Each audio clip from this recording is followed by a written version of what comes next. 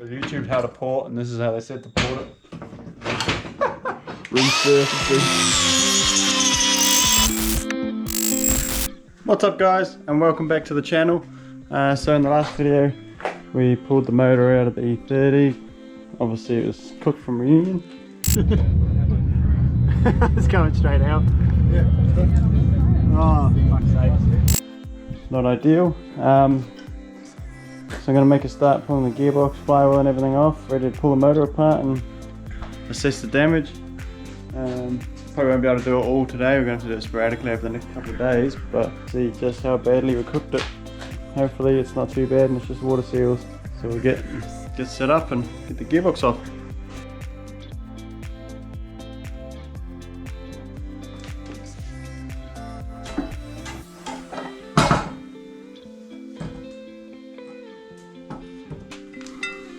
Alrighty, still looks all sweet, a little bit of surface rust there.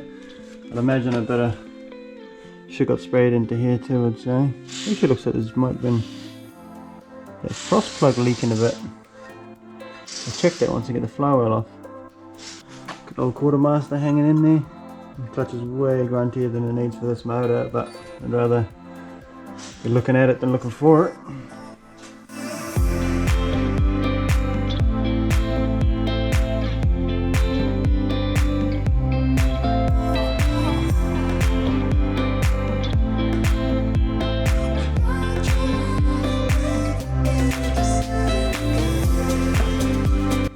The rear main seal looks sweet. You can see that there. Let's try and investigate what's happened here. Doesn't look like it's coming out the frost plug. Looks like it's actually coming out the side of that bolt. So what I'll do now that the back's all off, I'll come around, take all the front assembly off, all pump, front cover and everything. Get it ready to set up in a bucket and disassemble.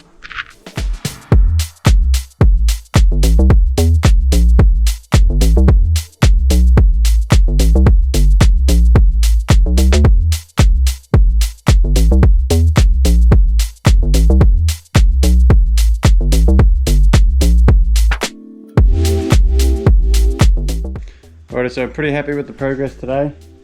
Obviously it's ready to pretty much flip over, chuck on the bucket and pull apart. So, because I've got to shoot off now, I'll leave that ready for tomorrow after work. Approximately 10 hours later. Alrighty guys, we are back at tomorrow night and pretty much ready to start pulling this thing down. I just made a temporary stand up. Some of you might remember that was actually the stand I made for the diff in the Suburban while I was rebuilding that. I just cut the legs off. These are actually widening bands for 15-inch steel rims. Just tack them together on there, hold it nicely. My bucket was full of rubbish, so I couldn't use the bucket to rebuild it. But the main thing I'm worried about is this here. It looks like it's been getting water and coolant out around here, around these two bolts. Mostly it might actually just be that one, but this one looks a bit suspicious as well. So I did a bit of homework on that. These do have rubber sealed washers. Whether I've damaged that putting it in, maybe, I don't know. It looks like it's taken up at some point, which isn't ideal, but that's alright. I'll figure it out. Also had some parts turned up for the Chevy. The lift spindles are here from the States. They actually got here way quicker than what I was expecting. I think it said it was going to be another 2 or 3 weeks when I ordered them, and they're already here. So that's a good thing. Once we get back for the trans back from Tauranga, get that whacked in, we'll have the Chevy going too, and hopefully this thing. So we'll get stuck into this.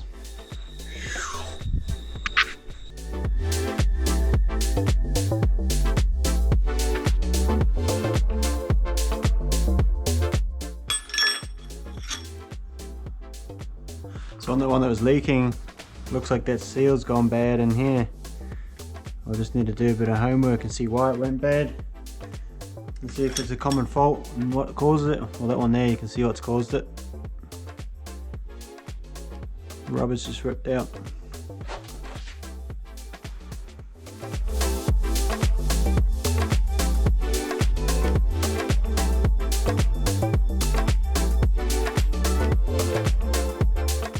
I forgot there's a little keyway in here. It's holding it in, so I just gotta pop that out.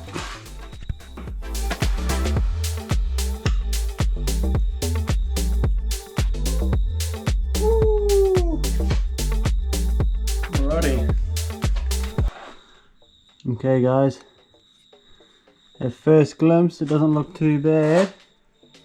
It looks like it is just the water seal. See it all around here perished, and there it's completely gone. They just need to figure out why it's gone in there. That's just pushed out a little bit there I think, but it's literally like melted it away. So whether that's just from the super high temperature it got to or what, not sure. None of these corner seals are cracked. None of these side seals are stuck. Springs are still sweet. So that's definitely a good look. Well, that looks reusable. There's nothing, no big gouges in the housing. It definitely looks like it might just be water seals. Which is pretty good. So obviously this is, well, only the second time pulling one of these motors down, or this particular motor. So just trying to take it slowly and assess as much as I can. You can see the home built gas bridge port. I'll have a closer look at that in a second.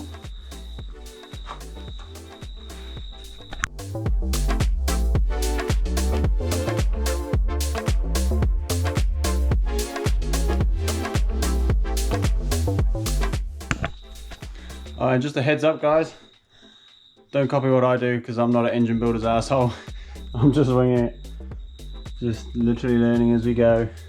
So this isn't a how-to.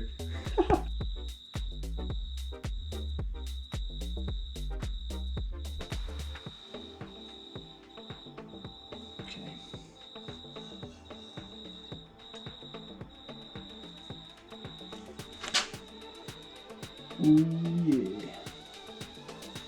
Man, that hot side has just toasted the seals. And you can literally see they're just melted away. There's a bit of an ugly score. Actually, I think that was there. There's a bit of a score there next to the exhaust port. I think that was already there, I'm pretty sure.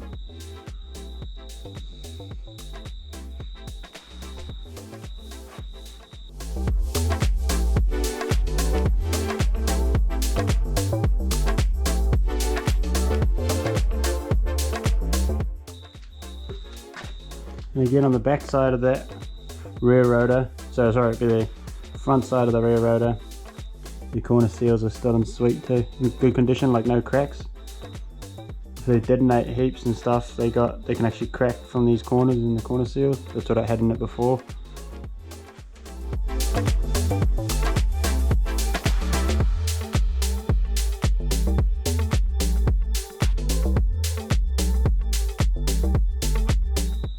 These surfaces actually look really good too. So this is the same, melted out in the same place pretty much. On the hot side, bottom of the hot side. So this one's actually a bit discolored there, but that looks like it might actually be a join in the water seal. This water seal is in a lot better condition than that rear rotor was, so I wonder if the rear rotor is the one that actually caused most of the problem. Man, that's like, I'll have to do a bit of homework just to see if that's actually damaged there. It looks like it's got a bit of a bulge out here. I don't know if it's supposed to have that or not, but I wouldn't have thought it would get hot enough to do that. We'll pull this.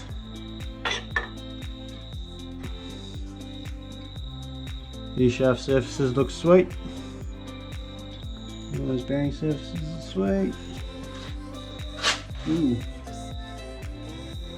That bearing in there doesn't look too flash. This is the front rotor bearing. And it's got quite a lot of discoloration. So it's probably hard for you to see, but it's actually gone a real coppery colour. Feels like there's a couple of bits where it's almost bound up a little bit. So I have to do some homework in that in case that needs a new bearing. Maybe that wasn't quite clearance nicely on the E-shaft. That part of the E-shaft looks sweet though. So it doesn't look like it's bound up or anything. Do a bit more research into that discoloration on that bearing, see what sort of causes that. Whether it's just the temperature or oil starvation or...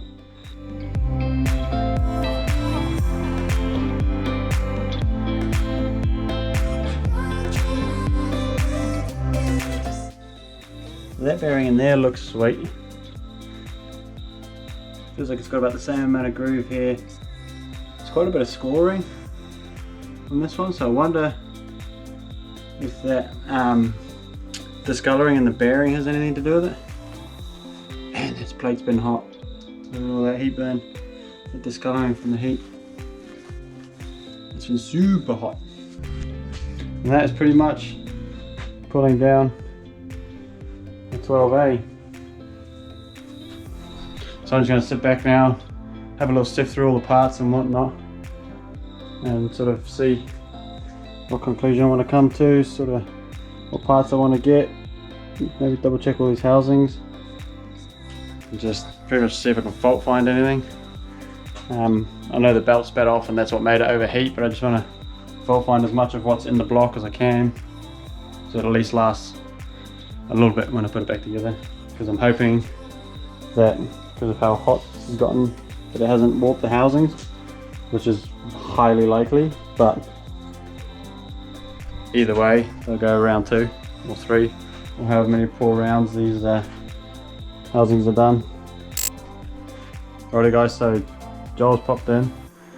I was just doing some measurements when he got here, and in the book it says 06 is tolerable, and we're like 1.14 out, 0.14 out, so it's miles out, and that's like right next to each other. That was on, what was that? Oh, that was the difference between the two, pretty much the 2 spark plug heights, which is a lot of difference. It's shrunk down the bottom here ridiculously amount.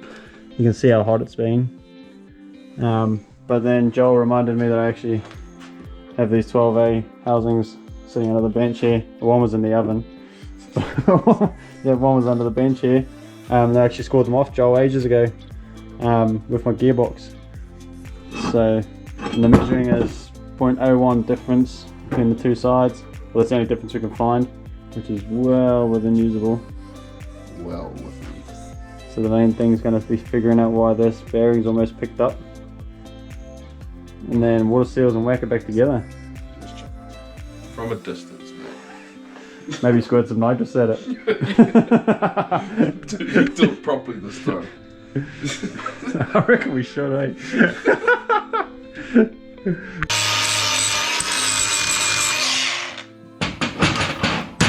YouTube's how to port, and this is how they said to port it. Resurfacing.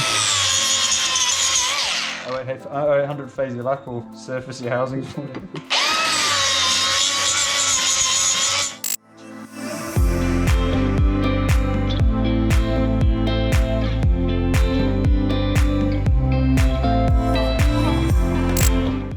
Okay, about to suck it in. What we're doing is we've got this PP. We know this housing made good power, so we're trying to see what we can do with the bridge port to match the timing of the PP port while opening it up as much as possible. Dude, that looks way higher, eh? Like by the time that's closing. Yeah, and it's sucking way more than your bridge, eh? It's got all of that and you've got like a couple gaps. But don't forget to that times 2. Yeah, good call.